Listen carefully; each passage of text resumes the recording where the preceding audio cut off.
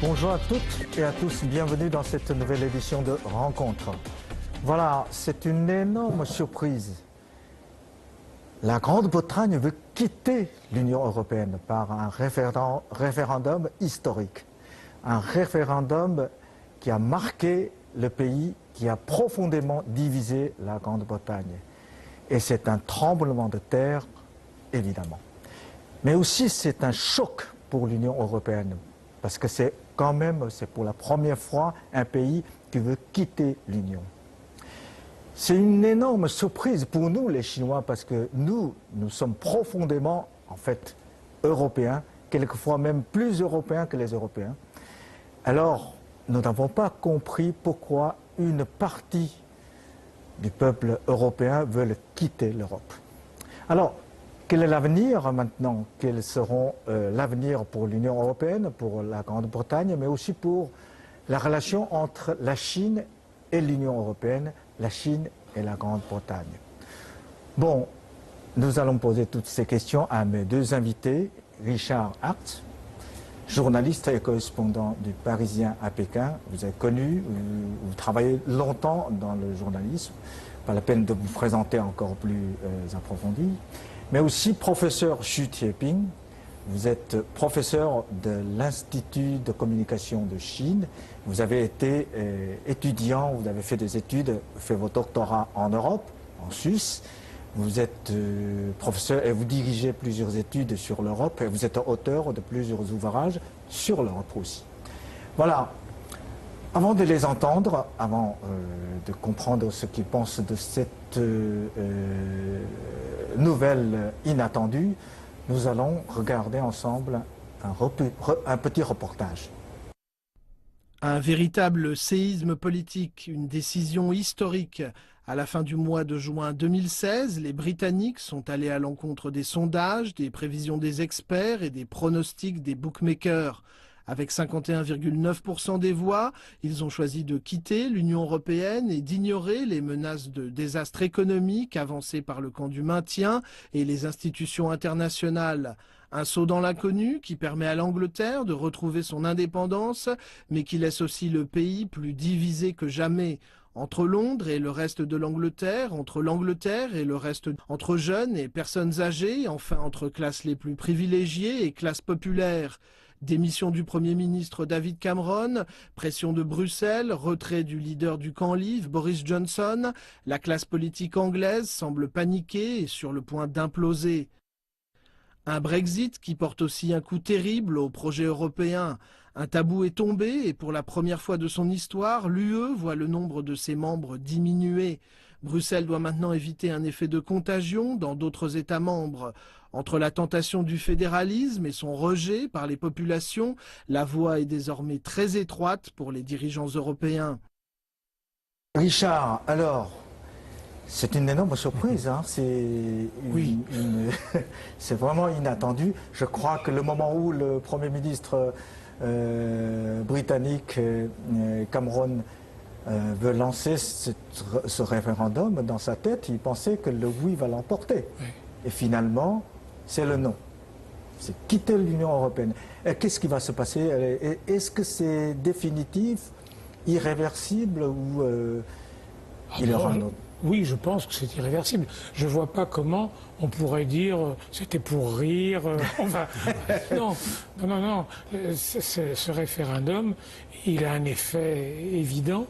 Peut-être qu'il y en aura un autre, mais dans une autre génération. Mais il n'a pas un effet contraint. Il n'a pas un effet contraignant, je veux dire. Quand même, 52% des Anglais ont voté pour le départ de l'Union. Ça ne peut pas rester comme ça. Et forcément, il va se passer quelque chose. Il est possible que le gouvernement anglais va essayer de monnayer ça, de rester un petit peu dans l'Europe, mais ça m'a l'air difficile. Il faut clarifier les choses. Ils étaient à Bruxelles et il y avait des tas de politiques communes auxquelles ils participaient. Hein. Vous prenez la politique agricole commune, ils étaient dedans. Ils sont bénéficiaires. Oui, c'est évident. L'Angleterre en a bénéficié, dans la défense aussi. Il y avait beaucoup d'accords, c'était assez intéressant d'ailleurs. Et puis sur la politique commerciale commune, l'Angleterre était partie prenante, oui. Ça, c'est évident qu'il va falloir observer comment ils vont se désengager de tout ça maintenant. Ouais. On voit bien qu'il y a, parmi ceux qui ont perdu en Angleterre, des gens qui disent on peut garder un pied dans l'Europe. Ouais, voilà. La moitié sortie, la moitié entrée. Je pense que c'est les autres Européens qui vont décider si ça continue comme ça. Oui, oui. C'est-à-dire qu'on voit bien que la France est assez ferme actuellement. Soit vous quittez, soit vous restez. Oui. La France est assez ferme parce que je pense que Hollande voit dans le sort de l'Angleterre, la gestion de ce qui va arriver à l'Angleterre, une façon de retrouver un petit peu de force politique en France. Angela Merkel a l'air plus prudente, beaucoup plus prudente. Mais je ne pense pas qu'on peut laisser les choses dans une espèce d'entre-deux, pas très clair, comme ça. Et puis il y a un autre aspect qu'il ne faut pas oublier, c'est le Pays de Galles et l'Écosse. En Écosse, il y a eu un référendum il y a 2 ans qui disait nous restons parce que comme ça nous sommes dans l'Europe, nous restons dans le Royaume-Uni. Oui, nous restons dans le Royaume-Uni parce que on est comme ça dans l'Europe. Si le Royaume-Uni s'éloigne de l'Europe, ils vont vouloir en faire un autre de référendum pour l'Écosse et pour l'Irlande du Nord. Voilà. Oui, on peut parler de plusieurs aspects, mais je pense que du point de vue de l'Angleterre, le pays est profondément divisé en deux camps. L'essentiel, c'est que finalement, c'est le Royaume-Uni, la partie unie, serait éclatée, notamment ce qui est Scotland, mais aussi Irlande du Nord. Ces deux parties-là qui va vraiment mettre en question l'intégrité territoriale. Du point de vue de réaction européenne, je pense que pour le moment, c'est le discours affirmation, c'était surtout pour éviter, disons, la réaction en chaîne négative. Parce que différentes partis, disons, nationalistes, y compris sur le sol français, veulent reprendre, suivre l'exemple des Anglais. Et là, ça va mettre vraiment, pas seulement avertissement, mais vraiment, ça va mettre, disons, fin à la processus de cette, disons, tentative humaine dans l'intégration, disons, par la paix et par la traité. Là, moi, je pense que c'est historique de ce moment-là. C'est vrai que personne ne pensait que ça s'appliquerait. Quand cette disposition, je crois que c'est en 80, au cours d'un sommet européen à Lisbonne, on avait fixé les conditions, si on veut, je crois. 50, je crois. Pour quitter l'Union, personne ne pensait que ça jouerait un jour. Et là, maintenant, il va falloir voir comment on peut faire, d'ailleurs. En effet, c'est que dans le début du siècle, l'Union européenne avait, je dirais, réalisé une série d'élargissements. Peut-être trop accélérés, et finalement, c'est-à-dire que du point de vue financier, de la préparation, on n'arrive pas à supporter.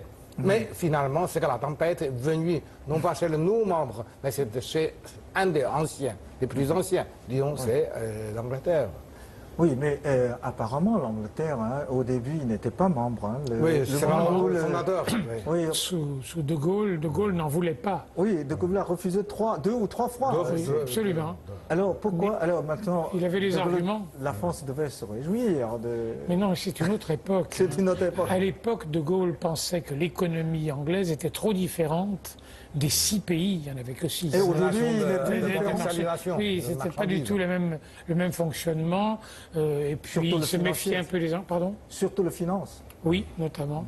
Et Pompidou, quand il est arrivé au pouvoir, a vu les choses différemment. Il a pensé, d'abord, c'était une époque où l'Angleterre se portait mal économiquement. Elle était au plus bas. Mais il a pensé dans les chocs pétroliers. Oui, c'était l'époque... C'est un peu un hasard, parce que c'est à peu près en même temps.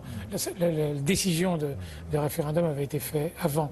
Mais en tout cas, il a pensé que l'Angleterre pouvait rentrer dans l'Europe et elle y gagnerait.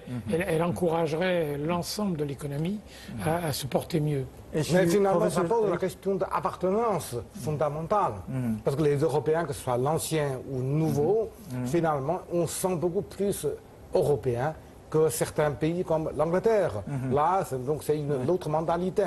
C'est le monde anglo-saxon. C'est l'alliance absolue avec les États-Unis. Donc c'est un peu les deux pieds. Enfin, c'est vrai, et c'est vrai, on le voit bien avec ce référendum. Mais les fonctionnaires anglais qui sont à Bruxelles, ils sont très européens. Hein. Oui. Et ils jouent complètement le jeu avec une particularité anglaise. C'est vrai. N'est-ce Mais pas quand qu'il y a même- eu une différence entre l'élite décideur et bien les Peut-être. populations à la base? Et Encore qu'il faut professeur, faire alors, quelles sont les réactions des Chinois alors? Pour nous, l'Europe, à la fois est très loin, mais très proche. En fait, quand le président chinois a lancé le nouvel projet de la route de la soie, l'autre bout, c'est l'Europe. Surtout, la relation entre la Chine et l'Angleterre est très très bonne. Alors, quelles sont les réactions des Chinois? Je pense que Est-ce nous avons aussi des différences selon le métier. Disons, pour le public, bien sûr, comme le média avait dit, choqué, étonnement, etc. Parce que les Chinois sont en ce moment-là, sont les partisans les plus anciennes pour le processus de l'Union européenne. Oui, En oui, revanche, oui. pour les spécialistes, quand on voit les différences Oui. de chaque pays, notamment certaines caractéristiques de l'Angleterre, je dirais que ça ne choque pas tellement. Alors, enfin, c'est sur le projet, une route de soie terrestre et maritime, sur ce projet-là, oui, bien sûr, nous avons peut-être mis trop de, je dirais, espérance, d'importance, de souhait sur le rôle monétaire Oui, en sur Angleterre. oui.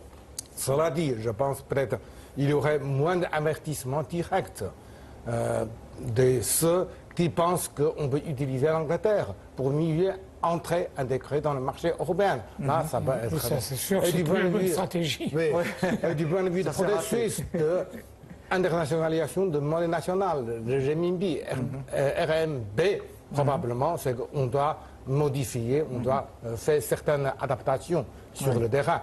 C'est-à-dire que le francophone pourrait jouer un rôle plus important qu'on espère qu'auparavant. Oui, peut-être la France peut remplacer. Francophone, la- surtout. Oui.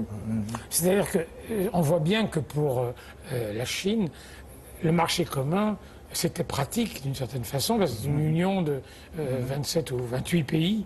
Et donc, travailler avec, c'était bien, surtout qu'il y avait l'Angleterre qui était un petit peu à part. Quelque chose va changer, forcément, maintenant. La Chine s'appuie plus sur d'autres pays membres vraiment à part entière Bien ancré de dans l'Union européenne. comme la France, par Peut-être ça exemple. peut être la France, évidemment. C'est-à-dire la route de soie maritime, le terminus s'arrête auparavant à Londres. Oui. Maintenant, bon, la termination reste encore Londres, mais peut-être, disons, les stations au milieu. Varsovie, Bruxelles, Paris et Berlin comptent beaucoup plus. Oui. C'est ça, oui. Bon, est-ce que la question est évidente, c'est est-ce qu'il y aura un effet domino? C'est une crise plutôt de la Grande-Bretagne ou de l'Union européenne? Est-ce que on va... C'est-à-dire que ça montre que si on fait, on a l'imprudence de faire un référendum, il y a un risque Oui. que le non l'emporte. Et ça peut être vrai dans d'autres pays qui ne sont pas trop européens. Je lisais qu'en République tchèque, il ne faudrait pas qu'il y ait un référendum comme ça, Ah oui, oui, parce c'est- qu'il aurait le même résultat. C'est Et en sûr France, que... c'est Marine Le Pen réclame Oui, une elle réclame un référendum. hein, référendum. On va Je suivre pense l'exemple de que, certains. je pense que l'Europe actuellement n'est pas très bien expliquée par les dirigeants, que souvent ça sert pour expliquer un mauvais résultat économique. Ah, mais c'est l'Union européenne qui nous a empêchés d'en faire plus, ce qui n'est pas forcément vrai. Il y a là quelque chose à rectifier. Il faut rendre à l'Europe ce qu'elle avait au début. Dans les années 70 et 80, l'Europe était bien vue et ça Parce marchait qu'à bien. l'époque, l'économie, la croissance Oui, de l'économie monte et aujourd'hui, il stagne. Je crois que la vraie différence, elle est là. Oui. Mais C'est moi, que je on pense n'a plus la plutôt- croissance économique qu'on avait à l'époque où l'Europe a été lancée. Et il y a des tas de réglementations qui viennent de l'Europe, qui sont un petit peu exagérées de temps en temps. Il y a une technocratie européenne qui joue un tour à la construction elle-même, construction européenne. Mais aussi, moi je pense qu'il s'agit d'une certaine redistribution du résultat de la croissance. Oui, C'est-à-dire que, par exemple, oui, je dirais qu'il y a toujours des gagnants dans le processus de la mondialisation, mais ça touche seulement une partie des gens haut placés, c'est-à-dire les élites, notamment dans les milieux disons, monétaires et financiers et économiques, et que les grandes masses se sentent, je dirais, un peu marginalisées. Ils utilisent ils condamnent, par exemple, le processus de mondialisation et comme, disons, responsable principal.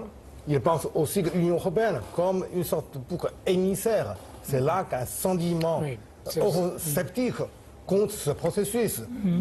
Mais ça peut être rectifié en expliquant exactement à quoi sert l'Europe. Il y a une redistribution quand même à travers l'Europe.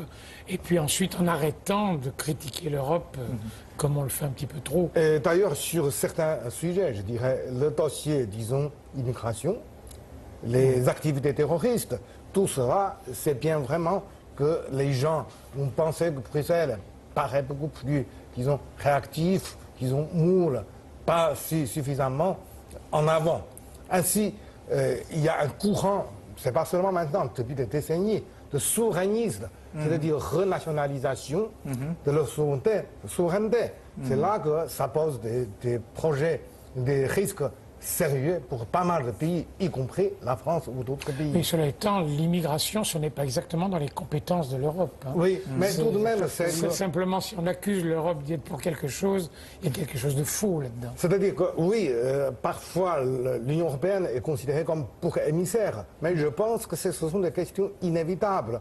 Quand on a fait un processus de transfération de souveraineté, d'abord monétaire et en partie, je dirais, économique, et on garde tout de même la souveraineté politique et militaire. C'est là que l'Europe, Bruxelles, a trop la difficulté de se jouer entre ces deux courants. Faut-il que l'Union européenne reste seulement une famille de commerce, dit de valeurs communes, ou simplement vraiment une organisation supranationale? Elle est entre les là deux. que, je pense, les partisans restent profondément divisés. Voilà, ça c'est une bonne question. Hein. Alors aujourd'hui, sans la Grande-Bretagne, l'Union européenne va aller dans le sens d'une sorte de fédéral ou une sorte de marché commun. Il va avancer ou il va reculer? L'espoir de la France, si j'entends ce qui a été dit un petit peu en France, c'est qu'elle va avancer. On a presque l'impression, quand on écoute par exemple le Premier ministre Valls, j'ai lu ça à l'Assemblée, qu'il pense que la France va pouvoir profiter du retrait anglais pour recomposer, réunir l'Europe qui en a besoin, notamment avec les anciens pays de l'Est, qui sont un peu loin de la construction européenne telle qu'elle est. Il faut les remotiver, les faire participer à des politiques communes beaucoup plus. Aujourd'hui, moi je pense que ce n'est pas seulement la question de volonté, mais c'est le moyen, le moyen financier. À la période de crise économique. On pense par exemple à certains pays, disons scandinaves, qui sont beaucoup plus riches, qui ont toujours une sorte de vache gratuite, c'est-à-dire payer tous les temps. Alors que par exemple, des pays, disons l'anciennement Est central, veulent faire, mais il manque, disons, des moyens, technologie, surtout, je dirais, manque aussi la volonté politique. Dans son ensemble, probablement, c'est un arrêt de pause pour le processus de l'Union européenne. C'est-à-dire l'Union européenne beaucoup plus réduite, mais beaucoup plus déterminant, paraît beaucoup plus solidaire. Ça pourrait être fort utile pour le processus prochain. Mais, bien sûr, ça prend un certain temps. Je ne suis pas euro-pessimiste. En revanche, je dirais que de d'autres manières, c'est que surtout aujourd'hui de retrouver la vitalité économique. On pense que, je dirais qu'avec le processus de mondialisation, beaucoup de l'Europe se sentent de plus en plus comme de perdants. Et que, bon, le taux de croissance... La vitalité économique, sans doute, elle est importante, mais il y a aussi un état d'esprit. Il faut que l'Europe se sente forte en tant qu'Europe et que les pays qui la composent soient partants, soient heureux d'y être. Il y a quelque chose à recomposer là-dedans. Donc, professeur Xu, être clair, peut-être sans la Grande-Bretagne, l'Union européenne sera plus forte, plus unie, plus efficace. La Grande-Bretagne était très particulière. Oui. C'est-à-dire Elle avait sa propre solidaire, politique. efficace.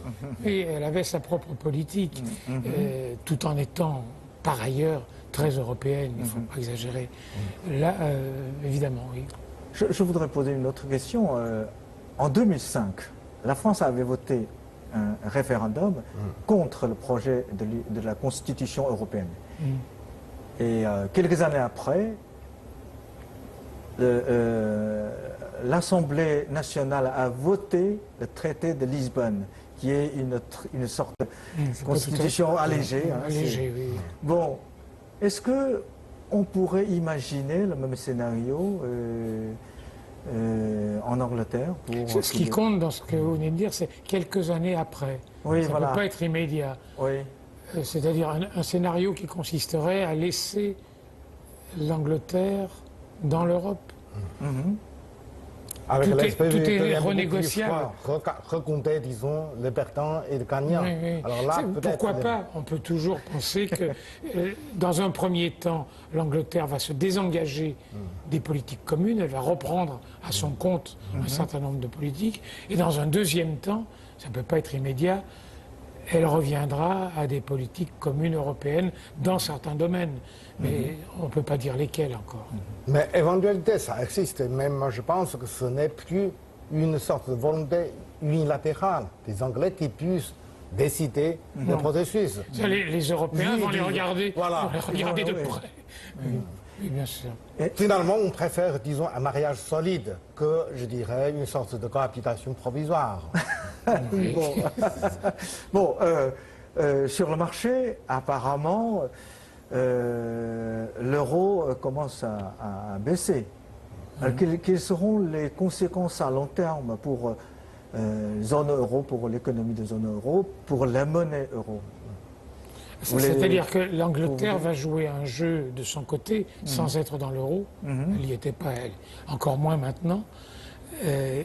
Est-ce qu'elle aura la vitalité, la force de s'imposer au Ils reste veulent du monde? rester au centre Oui. financier. Moi, hein, je on pense l'a que dit, dans hein, la City, dans les banques qui sont en Grande-Bretagne actuellement, il y en a pas mal qui vont juger plus efficace d'aller s'installer dans un pays européen qui est dans le marché commun parce que ça fait des taxes en moins, c'est plus intéressant.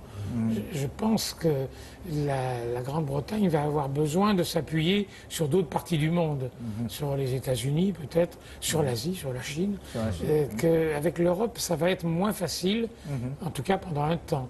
Et je verrai assez bien les pays d'Europe récupérer ce savoir-faire anglais en matière financière. Et professeur Chu, tout à l'heure, vous avez dit que la Chine a beaucoup investi en Angleterre. Surtout, nous pensons que l'Angleterre peut être un passerelle entre l'Europe et j'ai dit aussi tout à l'heure qu'il faut réexaminer cette stratégie. Alors, qu'en pensez-vous de l'avenir des relations entre la Chine et la Grande-Bretagne et la Chine et l'Union européenne? Qu'est-ce que nous devons faire pour renforcer les liens à la fois économiques, monétaires et politiques avec l'Union européenne, avec cette nouvelle situation? Sur cette vote, disons, référendum, bien sûr, il y a des avantages et des désavantages pour nous. Je pense que pour nous, c'est peut-être surtout sur le terrain, on va rééquilibrer la proportion d'investissement et attention donnée à l'Angleterre et à chaque pays de l'Union européenne. Et ces 2 dernières années, principalement, les investissements de la Chine en Europe, c'est en Angleterre. C'est parallèle, mais en même temps, comme Richard a bien indiqué, c'est que notre relation avec les anciens pays de l'Est, c'est-à-dire 16 plus 1, se développe aussi. On a fait aussi pas mal d'investissements là-bas. C'est ce que récemment, la visite du président chinois en Pologne. En Pologne, oui.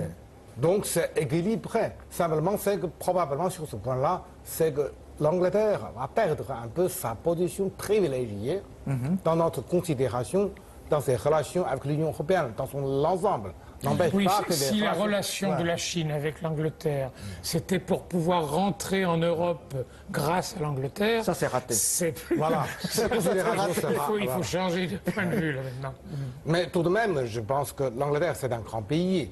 Sur d'autres dossiers, disons, de la gouvernance mondiale, on aurait le 6e économique du monde. C'est pas mal de, disons, d'aspects et d'opportunités à comparer. Là, je dirais, c'est limité. Mais si, par exemple, comme beaucoup pensaient, si l'Angleterre serait encore plus, disons, fracturée, c'est-à-dire que Scotland ou Irlande du Nord, etc., va quitter. Alors là, c'est vraiment c'est peut-être qu'on peut utiliser un mot par un parlementaire français. C'est-à-dire, finalement, l'Angleterre devient une sorte de petit lit de Quincy, disons, à côté de l'Atlantique. Là, je ne pense pas. Tellement. Non, mais en revanche, je pense que son économie va marquer le pas. Hein. Ce n'est pas une bonne nouvelle pour l'économie anglaise de quitter l'Europe. Oui, vous croyez? Je pense qu'il y aura des conséquences parce que tout sera plus cher pour eux. Et la livre a déjà baissé. Sa monnaie, elle pourra moins en profiter. Enfin, il y aura sans doute des possibilités mécaniques, des possibilités de savoir-faire bancaires chinois, anglais qui vont lui permettre de se maintenir, mais quand même, c'est une situation assez difficile. Et puis il y a un autre point, c'est l'immigration. On en a un peu parlé, mais ils avaient obtenu à Calais que les Français arrêtent les immigrés qui n'allaient pas en Angleterre. Là, il n'y a pas de raison de continuer. Je pense parce que c'est hors de l'Union européenne. Oui, je pense que dans un certain temps, la France va ouvrir les vannes et que les immigrés qui sont encore en France de ce côté vont pouvoir aller en Angleterre. Sur les relations Chine-L'Union européenne, je vais ajouter aussi un autre point. C'est-à-dire que longtemps, on considère un certain phénomène de pimenteur, France, Allemagne, avec l'Angleterre. Donc ça devient une sorte de direction, disons, à trois. À trois, même si l'Angleterre avait un peu une sorte de directoire, disons, distance, moins à part entière.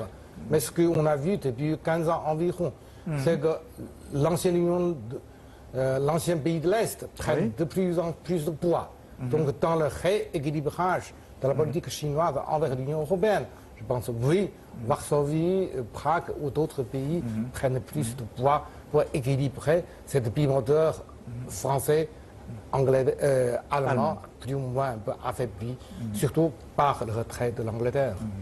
Et de l'autre côté, moi je pense que l'Angleterre, si la relation entre la Grande-Bretagne et la Chine était aussi bonne ces derniers temps, c'est parce que l'Angleterre a fait beaucoup de gestes aussi. C'est le premier pays qui a participé à la Banque asiatique d'investissement. C'est le premier pays... Le premier pays à un jour près. Hein. Oui. Les premiers, mais les autres sont arrivés après. Mais le premier pays... vous savez, quand Jacques Chirac avait changé la position de la France à Genève sur la position du droit de l'homme en Chine, la Chine a considéré la France comme un grand pays, grand ami.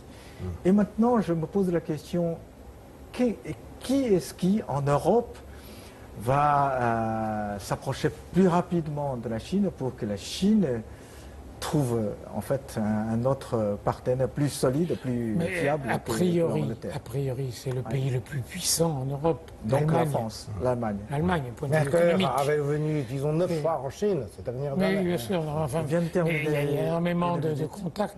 Ensuite, avec la France, je considère que la relation entre la Chine et la France est bonne actuellement. Sous la présidence Hollande, ça s'est bien passé, globalement. Est bonne, mais c'est un mot assez faible, en fait, dans les relations internationales. Par rapport à la période Sarkozy, ça va mieux. Moins d'embêtes. Moins d'embêtes. Moins de turbulences. Oui, d'accord. Bon, merci beaucoup. Merci pour vos analyses. On verra. Hein, c'est ce qui va se passer. C'est la première fois dans l'histoire de l'humanité. Bon, merci professeur Xu, merci Richard. Et merci aussi pour nos chers téléspectateurs. Merci pour votre fidélité et à très bientôt.